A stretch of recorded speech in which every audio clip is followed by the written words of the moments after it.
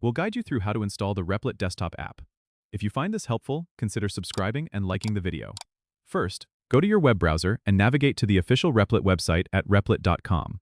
Once there, you'll want to look for the Download or Apps section, usually found in the main menu or footer of the site. Click on that link, and it will direct you to the download page where you can select the version compatible with your operating system, whether it's Windows, macOS, or Linux. Click the download button for your specific OS, and once the download is complete, locate the installer file in your Downloads folder. Then, double-click the installer file to begin the installation process. Follow the on-screen prompts.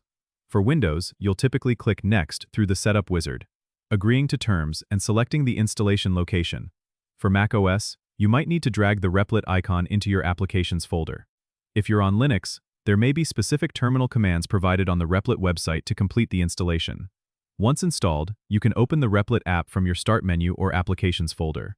Log in with your Replit account credentials, and you'll have access to all your projects and features just like on the web version, but with the added convenience of a desktop app. This setup allows you to work offline, and could improve your workflow by keeping Replit readily accessible from your desktop.